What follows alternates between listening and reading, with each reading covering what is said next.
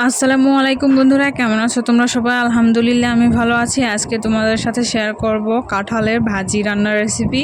বাজার থেকে এই কাঁঠালটি কিনে আনা হয়েছিল, তারপরে এটাকে কিভাবে কাটতে হবে আর কিভাবে কাটলে আঠা হাতে লাগবে না, আর কাটতে কিন্তু অনেক বিরক্ত লাগে কাঁঠাল, অনেকেই কাটার ভয়ে রান্না করে না বা খায় না। তো সেই জন্য আমি তোমাদেরকে পুরো ডিটেলসে দেখাচ্ছি যে কিভাবে কাটলে কোনো আঠা তোমাদের হাতে লাগবে না।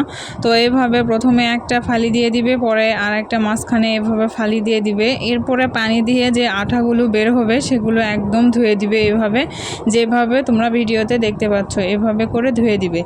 এরপরে এবার কাঁঠালটি আরও একটু প্রসেস করে কাটতে হবে, আর আমি সবগুলো কাঁঠালই ভালোভাবে বেশি করে পানি দিয়ে ধুয়ে নিচ্ছি।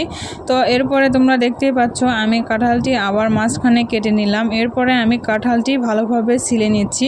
আর এরপরে কাটাকাটির প্রসেসিংটা তোমরা একটু দেখে নাও, কারণ এটা বলে বোঝানোর মতো কিছু নেই, দেখেই বুঝে নিতে হবে।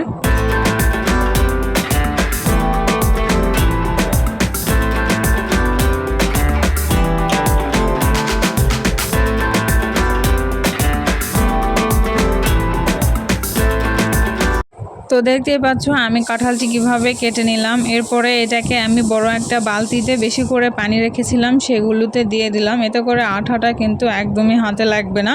আর এরপরে তোমরা দেখতে পাচ্ছ যে কাঁঠাল থেকে আমি কাঁঠালের যে মাংসটা থাকে, মাংস বলতে কাঁঠালের বিচির সাইডে যেটা থাকে সেইটা আলাদা করে নিচ্ছি, দেন বিচিটাও আলাদা করে নিচ্ছি, আর বিচির খোসাটা ভালোভাবে ছিলে নিচ্ছি, আর কাঁঠালের বিচির যে মাংসটা ওইটাও আলাদা করে খুলে রাখতেছি। কাটাকাটির প্রসেসটা তোমরা পুরোপুরি ভালোভাবে দেখে নাও। আমি একটা ভিডিওতে সব কিছু দেখিয়েছি যাতে তোমরা কাঁঠাল রান্না করতে গিয়ে কাটাটাও ভালোভাবে দেখে নিতে পারো, সেই জন্য। আর এই জন্য ভিডিওটা অনেক বেশি লং হয়ে গিয়েছে, তো তোমরা পুরো ভিডিওটা ধৈর্য সহকারে দেখবে। আর এই তো দেখতেই পাচ্ছ আমার কাঁঠালটা কিন্তু বেছে নেওয়া হয়ে গিয়েছে। এভাবে আমি পুরোপুরি কাঁঠালটাই ভালোভাবে বেছে নেব। আর বেছে নেওয়ার পরেও যে নিচের যে অংশটা থাকে কাঁঠালের গায়ে যে অংশটা থাকে যেটা থেকে বিচি খুলে খুলে নিয়ে একদম বেছে নেওয়া হয়েছিল, তারপরে বাকি যে অংশগুলো আছে সেগুলোকে এভাবে কেটে নিচ্ছি। আর এভাবে করে আমি সবগুলো কাঁঠালই কেটে নিব, আর তোমরা কিন্তু এভাবেই কেটে নিবে। চাইলে তোমরা তোমাদের ইচ্ছা মতো যদি তোমাদের কোনো প্রসেস জানা থাকে তবে কাটতে পারো, সমস্যা নেই।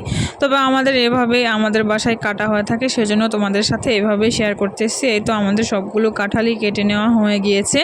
আর এই যে তোমাদেরকে একটা বিচি নিয়ে আমি দেখাই কিভাবে ছিলে নিয়েছি, এভাবে কিন্তু আমি সবগুলো বিচি ভালোভাবে ছিলে নিয়েছি। কাঁঠাল কাটতে অনেক ঝামেলা আর অনেক সময় লাগে, সময়ের ব্যাপার এই কাঁঠালটা কাটাকাটি করা। আর এই কাঁঠালগুলো রেখেছি বিরিয়ানি রান্না করার জন্য। তো এরপরে রান্নার প্রসেসিংয়ে চলে যাচ্ছি। আজকে রান্নাটা আমি তোমাদের সাথে ঝটপট শেয়ার করব, তো সেই জন্য কাঁঠাল ধুয়ে রেখেছিলাম, সেই কাঁঠালগুলোকে এবার প্রেশার কুকারে দিয়ে দিচ্ছি। আজকের রান্নাটা আমি প্রেশার কুকারে তোমাদের সাথে শেয়ার করব। সবগুলো কাঁঠাল প্রেশার কুকারে দেওয়ার পরে ওইখানে 1 কাপ পরিমাণ পেঁয়াজ কেটে রেখেছিলাম সেইটা দিয়েছি, তারপরে পরিমাণ মতো লবণ দিয়েছি, তারপরে এখানে পরিমাণ মতো গুঁড়া মরিচ দিচ্ছি।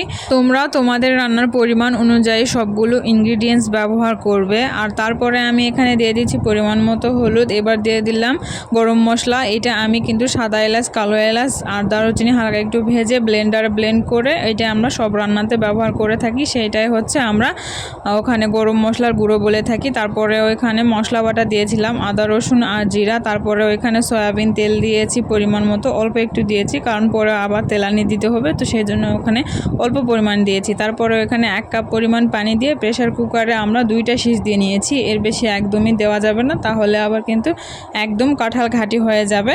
আপনারা 1টা অথবা 2টা, কিন্তু এর বেশি 3টা যেন না হয় সিজ দেওয়াটা। তো তারপরে দেখতে পাচ্ছ আমি প্রেশার কুকারে এটা সিজ দিয়ে নিয়েছি। আর এরপরে আমি এটা তেলানি দেওয়ার জন্য একটা কড়াইতে পরিমাণ মতো সয়াবিন তেল দিয়ে দিচ্ছি, তারপরে এখানে থেতো করা রসুন, তারপরে পেঁয়াজ এখানে দিয়ে দিলাম। এরপরে এটাকে হালকা একটু নেড়েচেড়ে ভালোভাবে ভেজে নিতে হবে।